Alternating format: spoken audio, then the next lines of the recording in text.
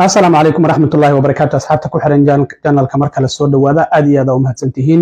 مانتا واثنين تضبيط طبعا كبش الله بعد فبراير سنة كلا بدو كون يشان يلا باتنك مقال كان حربا إن ندخل وذاقو معمول كترام أو شقادة كعريي لباتن جرسورة أو دينا immigration كا أرنتاسي سبا سامين انتلاج أي كوية لنكرتا كيساسكي دادكي مغانجليدون كا فرح بدنا أي محكمة ده immigration كا horyeelay sidoo kale waan idin wadaagay arintaasi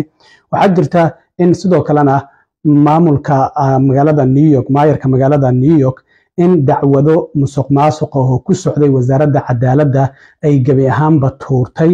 arintaasi waxa la leeyahay maayarka magaalada New York waxa uu ku bedeshay in maamulka Trump uu kala shaqeeyo maadaama magaalada New York ay sanctuary city tahay in ay xabsiyadeeda loo furo oo dadka dambiilayaasha ay kala soo bixi karaan oo ay musaafurin karaan dadka sharci daradana ay magaalada New York ama gobolka New York ay ka qabqaban karaan arintaasina sidoo kalena waa arin aan doonayo inaan idin la wadaago Trump oo isagu dhahayo wadankayga ayaan badbaadinaya sida darteed ma ahan inaan wax sharciga ku xadgudbayo oo wixii aan rabo ayaan sameyn karaa arintaasi oo xubno badan oo xisbiga dimuqraadiga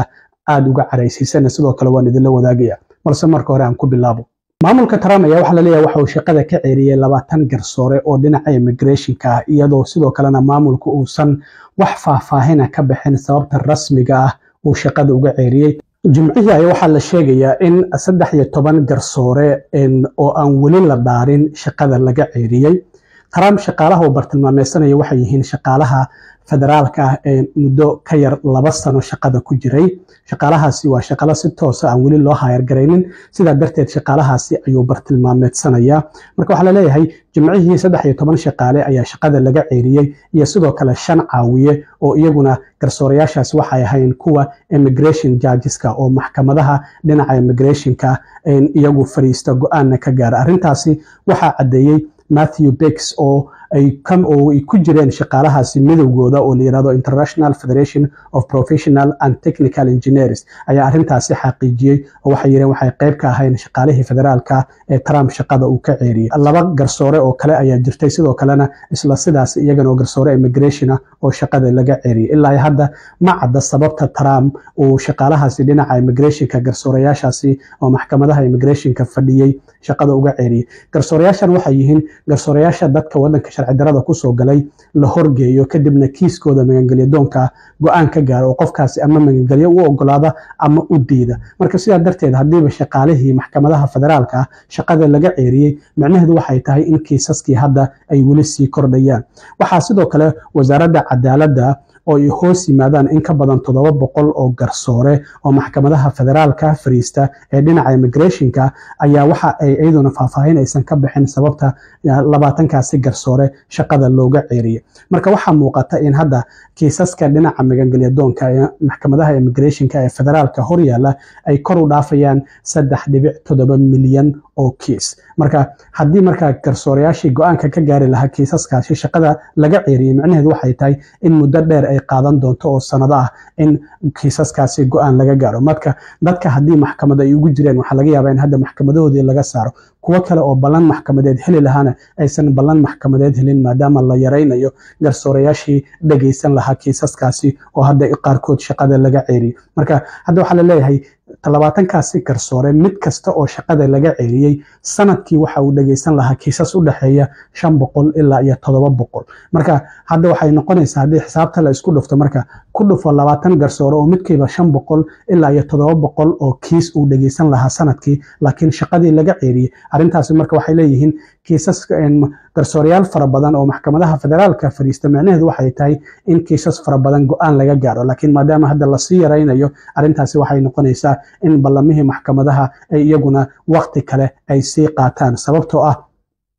garsoorayaashan hadda waxa shaqaaleysiiyay maamulkii hore ee Biden laakiin Trump isla markiiba hadda shaqada ayuu ka ceeriyay qaarkood training ayuu ku jireen wali lama dhaarin tababar ayaa u socday oo sida kiisaska go'aanka looga gaarayo garsoorayaal kale khibrad leh ay la shaqeynayeen marka maadaama hadda shaqadii laga ceeriyay macnaheedu waxay tahay in kiisaskii immigration-ka ee faraha badnaa ee maxkamadaha immigration-ka ee wadanka hor yeelay ay mar kale dib u dhac weyn uu ku imaanayo arintaasina waa arin muhiim ah oo dadka wadanka sharci darada ku soo galay loo baahan yahay inay ogaadaan dhinaca kale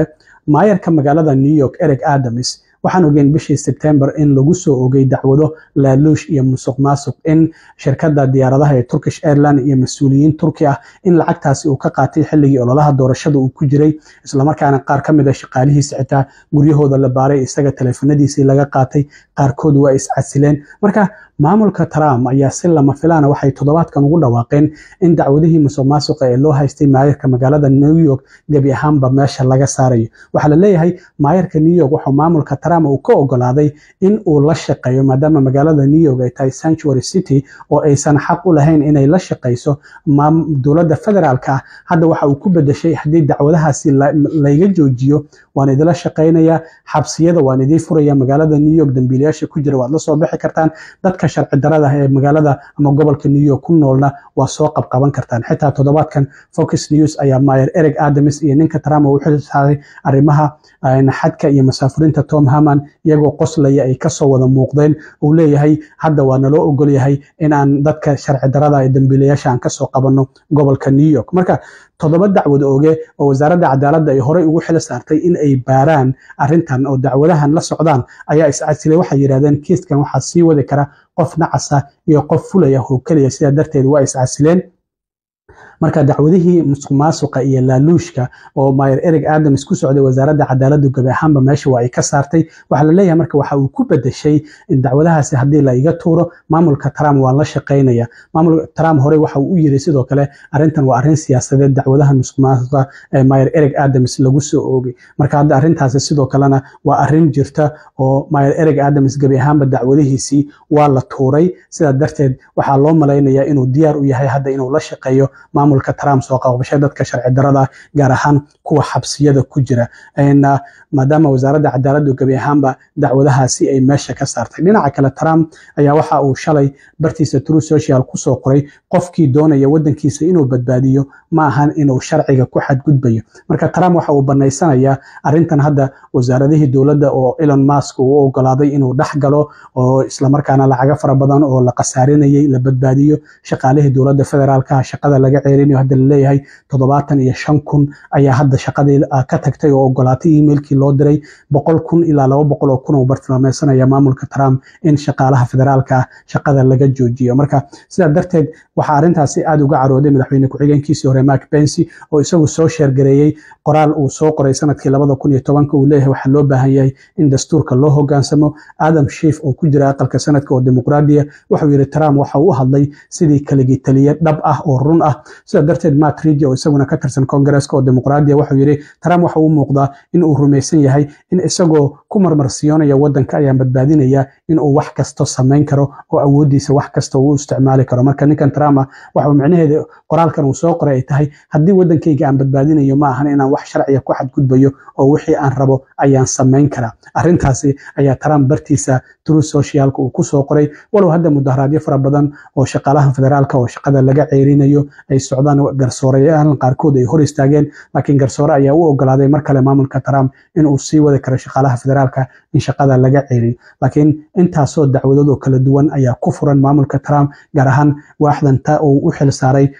Elon Musk oo Department of Government Efficiency ama DOGE loo soo gaabiyo oo la leeyahay wasaaradihii dowladda ay dhaxgalayaan kadibna waxa ay eegayaan xogtii dadka gaar ahaan IRS-ta hadda waa kuwii USAID joojiyay marka wasaarado kala duwan ayaa hadda ku maqan yihiin wasaaradda waxbarashada waxa laga yaabaa in gabi ahaanba iyada la baabi'iyo sida hadda uu Trump uu qorsheynayo marka